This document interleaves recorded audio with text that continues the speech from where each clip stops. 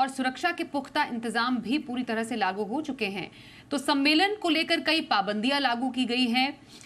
क्या ये पाबंदियां हैं, क्या ध्यान में रखने की जरूरत है? हमारे सहयोगी संवाददाता अम्बरीश पांडे हैं, उनसे जरा समझते हैं।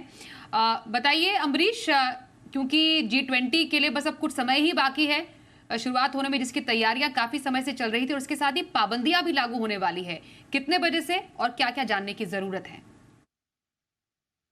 देखिए स्वाति, अगर मैं आपको आँखों देखा हाल बताऊँ तो अभी मैं जो देख के सड़कों से आ रहा हूँ वो ये है कि दिल्ली पुलिस और सीआईएसएफ के जो जवान हैं, स्पेशल जो प्रोटेक्शन फोर्स के जवान हैं, उन्होंने पूरी दिल्ली को एक छावनी बना दिया है। दिल्ली में सुरक्षा के चाक-चौबंद इंतजाम कर दिए गए हैं। दिल्ली से बाहर से दिल्ली में आने वाले सभी रास्तों पर विशेष चौकसी, सघन जाँच चालू है। कमर्शियल वाहनों की एंट्री जो है आज शाम से धीरे-धीरे रेस्ट्रिक्ट कर दी जाएगी। बिना वजह किसी का दिल्ली में आना, विशेष तौर पर एनडीएमसी एरिया में आना, वो प्रतिबंधित रहेगा। जो सरकार की तैयारियां वो यही है कि एनडीएमसी का एरिया जहाँ पे कि ये सबमिट होना है, उसको एक प्रतिबंधित एरिया के तौर पे घोषित कर दिया गया है। इसके अलावा बाकी जो दिल्ली है, वहाँ पे एक सशर्त आपको आवागमन की इजाजत होगी। अगर आपके पास कोई रीजन है और वैलिड आईडी है, तो ही आप यात्रा कर सकते हैं, अदरवाइज यात्रा नहीं कर सकते हैं।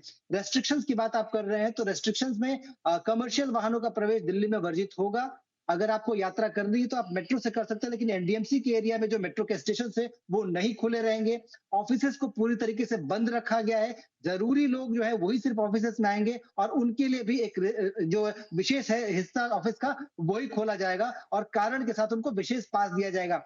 अगर बाकी जो जरूरी चीजें हैं उनकी बात करते हैं तो अग्निशमन, इमरजेंसी सेवाएं, इनको लेकर जो सेवाएं हैं, इनको आवागमन की इजाजत होगी, लेकिन उनके लिए भी विशेष पास जारी किए जा रहे हैं। इनके बिना उनको भी आवागमन की इजाजत नहीं होगी। दिल्ली की अगर बात करते हैं तो एनडीएमसी एरिया में जितना हमने अभी देखा है उसके अनुसार लगभग 40,000 जो जवान हैं वो तैनात होंगे। अगले 3 दिनों में वो पूरी सुरक्षा को कंफर्म करना चाहेंगे। इसके अलावा जगह-जगह पे कैमरे लगाए गए, एक वॉर रूम बनाया गया एनडीएमसी एरिया में। उस वॉर रूम के जरिए पुलिस जो है पूरे एरिया को लगातार देखती रहेगी ताकि किसी भी तरीके की आपात स्थिति या फिर ऐसी स्थिति जो नहीं सोची जा रही है, वैसी अगर स्थिति होती है तो उस समय में कार्रवाई की जा सके।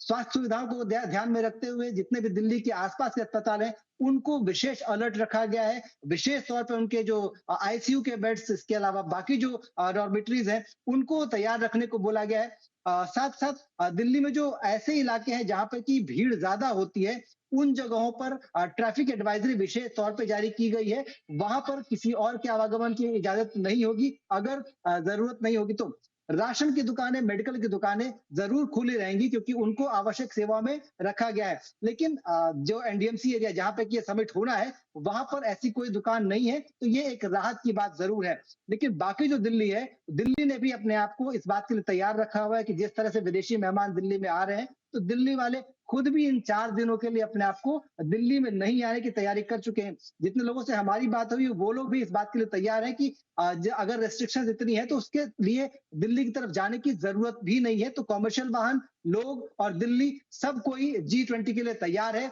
और G20 पूरी तरीके से भारतीय परंपरा और आज हमारी जो संस्कृति है, उसके हिसाब से लोगों की जी G20 के अम्बरीश। मेहमानों के स्वागत करने के लिए तैयार है। बिल्कुल, तो अगले 3 दिनों के लिए दिल्ली में आने का अगर आपका प्लान है तो बहुत ही सोच समझकर और बहुत ज़रूरत आने पर ही आप प्लान कीजिए। और आपकी सुरक्षा सहायता के लिए हर जगह एडवाइजरी जारी कर दी गई है। धन्यवाद अम्बरीश पूरी जानकारी के लिए।